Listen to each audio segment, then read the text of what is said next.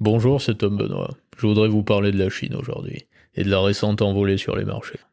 La semaine passée, l'activité boursière à Shanghai et Hong Kong a été tellement favorable que les ordres, parfois, ne pouvaient même plus être traités dans les délais impartis. Les sociétés de courtage étaient dépassées. Alors, que s'est-il passé? Que s'est-il produit? Et la bourse chinoise peut-elle devenir une vraie bourse à l'américaine? L'immobilier chinois va-t-il repartir? Le luxe aussi?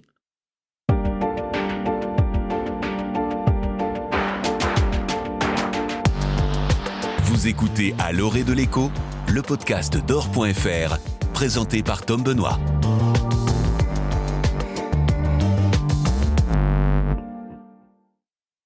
Cette dernière semaine, l'indice CSI 300, qui réunit 300 des plus grandes capitalisations boursières chinoises, a fait un bond de 15,7%, un record qui n'avait plus été observé depuis au moins une quinzaine d'années. Du côté de Hong Kong, la météo a été pareille, tout aussi exceptionnelle. Le vendredi 27 septembre, vendredi dernier, le Hang Seng clôturait en hausse de 3,5%. L'indice phare de la bourse de Hong Kong a d'ailleurs signé sa meilleure performance hebdomadaire depuis 1998, avec une hausse de 13%. Pourtant, depuis plusieurs mois, les actions chinoises semblaient quelque peu patiner, disons. La cause de ce soudain lever de soleil est sans nul doute l'annonce du plan de relance que le gouvernement chinois a communiqué il y a quelques jours.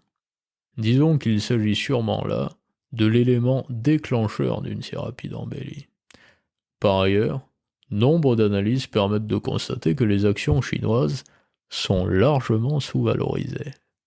La question qui se pose réellement consiste donc à s'interroger sur l'avenir, à long terme, de la bourse chinoise, et surtout sur l'architecture de celle-ci, puisqu'elle est en train de changer, d'évoluer, presque pourrait-on dire, de s'occidentaliser, de s'américaniser. Les dirigeants chinois multiplient en effet les signaux laissant comprendre qu'ils aimeraient entrevoir en Chine un écosystème boursier aussi efficace que celui des USA. Encore cette semaine, l'autorité chinoise de régulation des marchés financiers faisait savoir qu'une procédure rapide d'approbation pour les ETF, les fameux fonds indiciels cotés, allait être déployée. Ça n'est donc pas seulement la promesse de distribution de cash qui crée un climat favorable sur les marchés. Même si, bien sûr, la déclaration mardi dernier de Pan Gonsang, le gouverneur de la Banque populaire de Chine, annonçant l'injection au total de 1000 milliards de yuan dans l'économie, l'équivalent d'environ un peu plus de 140 milliards de dollars, compte pour beaucoup. Notons d'ailleurs que la trajectoire des décideurs chinois penche assez massivement vers le peuple. L'idée n'est pas de lancer une série de mesures qui seraient déconnectées de la population et des secteurs et des marchés auxquels celle-ci est rattachée. Non, il faut relancer l'immobilier, en crise, et représentant environ 25% du PIB du pays, et aussi générer de l'activité dans tous les secteurs qui jusqu'à présent étaient florissants, le luxe par exemple. Bonne nouvelle pour LVMH et autres géants du commerce du statut social, car effectivement la Chine reste la deuxième clientèle mondiale du secteur du luxe. Si l'on considère qu'en 2023, ce secteur a représenté environ 360 milliards de dépenses globales, 16% d'entre elles venaient de la Chine. C'est donc tout naturellement que durant les heures qui suivirent les premières annonces du plan de relance, le cours de l'action LVMH s'est mis à grimper.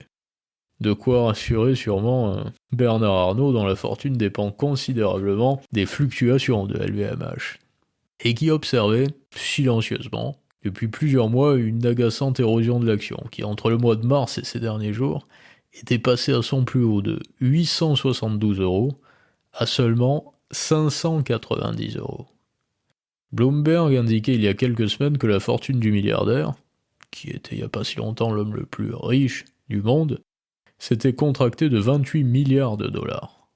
Pour autant, il fallait bien que l'ascension ralentisse, LVMH n'a cessé de monter depuis le milieu des années 2010, parfois pendant que d'autres grands groupes de luxe ne parvenaient même pas à rester dans la course. Et aujourd'hui, l'entreprise est encore très solide et bien organisée. Au-delà de la nécessité de voir de la liquidité circuler, l'avenir de la physionomie du secteur du luxe dépend principalement de 3 facteurs. Sur l'aspect financier, on retrouve la réorganisation probable des marchés boursiers et du système monétaire. Puis, il y a la dimension politique. L'économie du luxe moderne étant très mondialisée, les bouleversements répétés causés par l'augmentation du champ normatif et des droits de douane pourraient avoir un impact très négatif. Pour terminer, il y a une nouvelle forme de concurrence qui fait son apparition, qui vient challenger les grands groupes de luxe. Celle-ci se traduit par des produits manufacturés plus qualitatifs et dont la commercialisation ne dépend pas de l'image d'une marque. L'Italie, qui fait à nouveau partie des 4 plus gros exportateurs du monde, s'inscrit régulièrement dans ce dernier type de modèle, en exportant différentes catégories de produits hautement qualitatifs et proposés à des tarifs largement inférieurs à ceux qui sont présentés par des grands groupes de luxe. Pour relancer l'octroi de prêts bancaires, et donc favoriser l'économie, la Banque centrale de Chine a abaissé plusieurs taux d'intérêt. Classique. Il y a fort à parier pour qu'à ce niveau, les décisions oscillent sans arrêt dans un sens, puis dans celui opposé durant les mois et les années qui viennent. Je m'explique. Les dirigeants chinois ont sans nul doute 2 objectifs, les meilleurs, mais dont les chemins ne vont pas dans les mêmes directions. Relancer l'activité et, par ailleurs, à terme, disposer d'un yuan sinon fort, mais pour le moins respectable vis-à-vis des autres devises. Pour le moment, les autorités se concentrent sur la première des priorités en prévoyant une injection de capital dans 6 grandes banques commerciales. Il y a aussi le taux d'intérêt des emprunts immobiliers qui va baisser de 0,5 points, puis quelques mesures visant à motiver les ménages chinois à s'endetter pour investir dans l'immobilier. L'apport personnel pour l'acquisition d'une résidence secondaire ne sera par exemple plus que de 15% du montant total, contre 25% jusqu'à présent. Aussi, toujours dans un cheminement, je disais, d'occidentalisation de la bourse chinoise, la Banque populaire de Chine va directement prêter à des acteurs des marchés financiers d'envergure pour que ceux-ci achètent des actions. On parle ici d'un soutien en liquidité s'élevant au départ à 500 milliards de yuan et qui pourrait même atteindre le triple à terme. En outre, beaucoup des opérations qui sont réalisables aux USA ou ici, en Europe, mais compliquées à entreprendre ou totalement, carrément interdites en Chine, vont faire l'objet de réflexions. Très prochainement, un plan ayant pour objet de faire se multiplier le nombre de fusions-acquisitions doit être communiqué.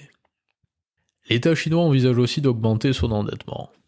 Ne nous y trompons pas, la situation n'a rien à voir avec celle de la France, croulant sous les dettes, mais sans avoir aucune perspective crédible de création de valeur. Ce que veut apparemment éviter à tout prix Xi Jinping, c'est que la croissance de son pays revienne à des niveaux ordinaires et passe en dessous du seuil symbolique de 5%. Et pour ça, tous les leviers sont bons. Et surtout, bien des leviers sont disponibles. C'est aussi en cela que la situation est bien différente de celle que nous connaissons ici. Parmi les paramètres d'ordre géopolitique, qui devraient influencer les prochaines décisions des dirigeants chinois, il y a évidemment la relation avec l'Union européenne. Je parle ici des dissonances ou des accords avec la Commission européenne, et surtout l'élection américaine, dont l'issue est attendue avec impatience par Pékin. D'autre part, le degré d'accentuation de la marginalisation de la Russie du monde occidental, ou sa diminution, bien que peu probable, aura une incidence directe sur l'économie et l'industrie chinoise.